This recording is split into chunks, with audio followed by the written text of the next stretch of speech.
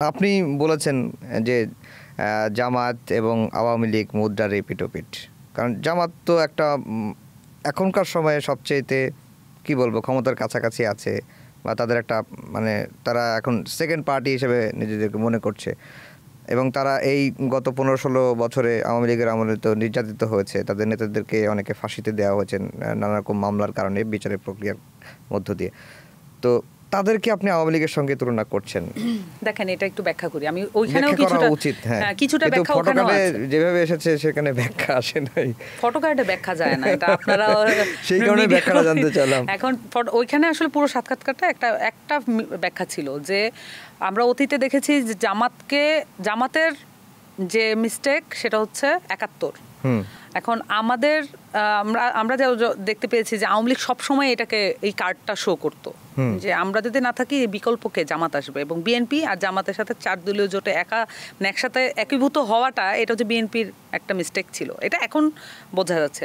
কিন্তু বিএনপি সেখান থেকে বেরোবে কি, তার আগেই তো আসলে জামাত এই পুরো 24-এর ন্যারেটিভটা আসলে তার পকেটে দখল করার জন্য এক ধরনের যে প্রচেষ্টা চালাচ্ছে। এখন যেটা দাঁড়ায় যে মানে আওয়ামী লীগ সবসময় জামাতকে শো করেছে, আর এখন জামাত আওয়ামী লীগকে শো করছে যে তাদেরকে ঠেকাতে হলে জামাতকে লাগবে। কিন্তু আমরা তো এটা মনে করি না, আমরা মনে করি বিচার হইলে আওয়ামী লীগ ঠেকবে। এখন বিচারের ক্ষেত্রে তখন তাদের মন্তব্য কি আপনি দেখেন কিভাবে ন্যারেটিভ পরিবর্তন করে তারা, যে তারা বাসায় বাসায় গিয়ে বলছে যে জেল জুলুম খাটতে হবে না আওয়ামী লীগের নেতাদের। তার মানে খুব পরিষ্কারভাবে বিচার একটা লম্বা প্রক্রিয়া, তার মানে এই বিচারগুলো তো আসলে পরবর্তী গভর্নমেন্টের সময়ও চলমান থাকবে অনেক বিচার। পরিষ্কারভাবে এই মেসেজটা কিন্তু বাংলাদেশের মানুষের কাছে উন্মুক্ত করা হলো যে বিচারগুলো তারা কন্টিনিউ করবেন না এবং বিচারগুলো হতে দেবেন না।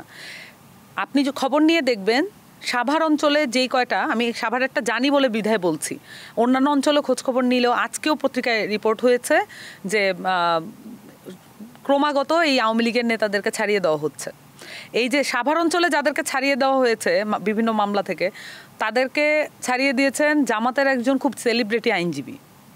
এবং আবার অন্যদিকে বলা হচ্ছে যে আপনাদের সম্পদ সবচেয়ে বেশি, ময়মনসিংহের একজন জামাতের নেতা উনি বলছেন আপনাদের সম্পদ সবচেয়ে বেশি, কোনো ক্ষয়ক্ষতি হবে না যদি জামাত হেফাজতে থাকবে। আবার শুরুতেও যদি মনে করে থাকেন জামাতের আমির, উনি মন্তব্য করেছেন ফ্যাসিস্ট বলা উনি পছন্দ করেন না।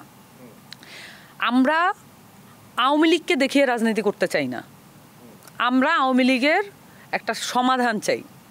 আমরা আওয়ামী লীগের সকল নেতাকর্মী যারা 15 বছরের যত জুলুমের সাথে যুক্ত ছিল সকলের বিচার চাই। ইভেন আমি আপনাকে এটা বলি যে যদি গণরুমে কোনো ছেলেকে আহত করে থাকে কোনো ছাত্রলীগ নেতা, সেই অতটুকু ঘটনার বিচার আপনাকে করতে হবে, এতটুকু মানে সদিচ্ছা আপনার থাকতে হবে। পরিষ্কারভাবে বোঝা যাচ্ছে যে ওই ছোট ঘটনা তো দূরে থাক, তার শিবিরের নেতাটা মানে হয়তো আহত হয়েছিল, সেই বিচার তো সে চাইই না। যেগুলো মামলা হয়েছে অলরেডি সেই মামলাগুলোকে তারা বন্ধ করে দিবে একসময়, এটা বোঝা যাচ্ছে।